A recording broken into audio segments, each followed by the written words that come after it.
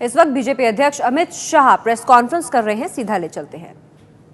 मगर democratic country में जहां सबको अपने अपने विचार रखने की स्वतंत्रता है, सबको अपने अपने तरीके से काम करने की स्वतंत्रता है, उस वक्त एक प्रेरणा से सबको एक साथ लेकर एक रास्ते पे ले जाना मैं मानता हूं बहुत बड़ी बात है और मोदी जी ने ये कर दिखाया है।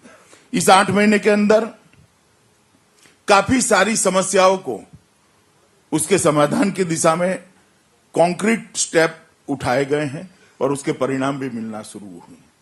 मेक इन इंडिया की योजना शुरू कर न केवल मैन्युफैक्चरिंग सेक्टर को हमने बढ़ावा देने के लिए एक प्लेटफॉर्म खड़ा किया है, उसके साथ साथ बेरोजगारी को भी एड्रेस करने के लिए एक बहुत बड़ा जरिया मेक इन इंडिया की योजना बनने वाली है। उसके साथ में स्किल डेवलपमेंट की डिपार्टमेंट की रचना कर मोदी जी ने ग्रेजुएट बेकारों की जो फौज देश के अंदर खड़ी होती थी, उसकी जगह स्किल्ड युवा मैन्युफैक्चरिंग को कंट्रीब्यूट भी करेंगे और अपने जीवन का सम्मानपूर्वक ज्ञापन भी कर सकेंगे।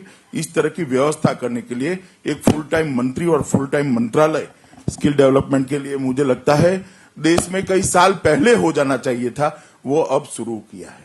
और दोनों के पीछे एक और मकसद है। आज पूरी दुनिया और देश मानता है कि कृषि वायबल नहीं है। वो इसलिए मान्यता बनी है कि कृषि की वायबिलिटी से ज्यादा लोग कृषि पर निर्भर है। मतलब कृषि में अगर क्षमता है 50 लोगों को ठीक से वायबल तरीके से अपना जीवन कृषि के आधार पर बिता पाए, तो आज 80 लोग कृषि पर निर्भर है। हम skill development make in India के माध्यम से वो 30 लोगों को कृषि पर से एक अलग क्षेत्र में लाकर कृषि के ऊपर निर्भर 50 लोगों को भी अच्छे तरीके से कृषि पर निर्भर रह सके और बाकी 30 लोग भी रोजगारी लेकर आगे बढ़ सके। इस तरह के एक नया इनिशिएटिव भारतीय जनता पार्टी की सरकार ने लिया है।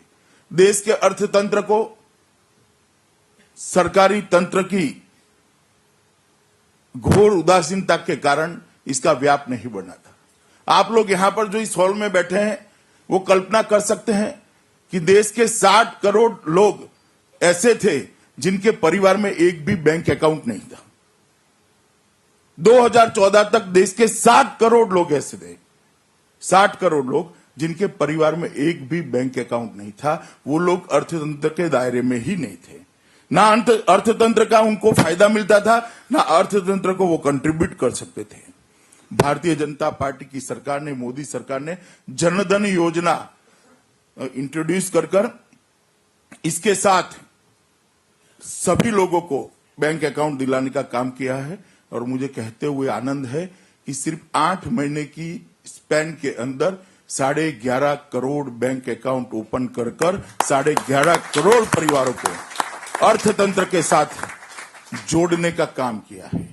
इससे अर्थतंत्र का दायरा भी बढ़ता है, इनके जीवन में सुविधाएं भी आती है और उनको उनका अधिकार सीधा मिले, इसकी व्यवस्था आज भारतीय जनता पार्टी ने की। ये मल्टी डायमेंशनल रिजल्ट देने वाली योजना है मित्रों।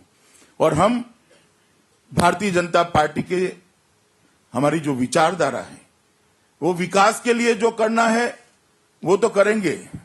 पश्चिम की जो विकास की व्याख्या बनी है, जीडीपी की डेफिनेशन बनी है, उसको हम अलग नजरिए से देखते हैं। मैं आपको बताना चाहता हूं, देश के हर गांव में अच्छा स्कूल बने तो जीडीपी बढ़ेगा या नहीं बढ़ेगा? देश के हर व्यक्ति के घर में शुद्ध पीने का पानी पहुंचे तो जीडीपी बढ़ेगा या नहीं बढ़ेगा? हर 11 किलोमीटर में एक एम्बुलेंस की हम व्यवस्था करते हैं तो जीडीपी बढ़ेगा या नहीं बढ़ेगा? हर घर में बिजली पहुंचे, जीडीपी बढ़ेगा या नहीं बढ़ेगा? हमने एक ऐसी नीति अख्तियार की है, इसी नीति को हम लेकर जाना चाहते हैं जिससे जीडीपी की भी बढ़ोतरी होगी और नीचे तक लोगों के जीवन स्तर को भी उठाकर उनके पास आजादी का जो सच्चा फायदा है वो पहुंचाने का भी प्रयास करेंगे। एक नई कल्पना लेकर हम आगे बढ़ेंगे। और इसीलिए 50 साल से जो प्लानिंग कमीशन बना था, मैं ऐसा नहीं मानता कि प्लानिंग कमीशन जिन्होंने बनाया होगा उन्होंने ठीक काम नहीं किया था, मगर कोई भी सिस्टम, कोई भी व्यवस्था 50 साल के बाद कालबाह्य हो जाती है। 50 साल के अंदर बहुत परिवर्तन होते हैं और इसके अनुरूप व्यवस्था को नए सिरे से सोचने की, नए सिरे से बदलने की जरूरत होती है और इस पर कभी पुनर्विचार नहीं हुआ। हमने नीति आयोग को अलग तरीके से बनाने का एक फैसला किया और योजना आयोग को भंग कर नीति आयोग को बनाया, जिसके अंदर राज्यों की हिस्सेदारी होगी। 50 साल की, 60 साल की ये देश की आजादी की यात्रा में कई राज्य आज विकास की अलग अलग सीढ़ी पर खड़े हैं। गुजरात और झारखंड के लिए एक योजना नहीं हो सकती, केरल और हरियाणा के लिए एक योजना नहीं हो सकती, ओडिशा और महाराष्ट्र के लिए एक योजना वो नहीं हो सकती, क्योंकि ये सभी राज्य 66 साल की यात्रा में विकास की अलग अलग सीढ़ी पर बने हैं। तो कोई एक योजना पूरे देश के लिए होगी, एक कल्पना कालबाई है। आज ये कल्पना देश को फायदा पहुंचाने वाली नहीं है।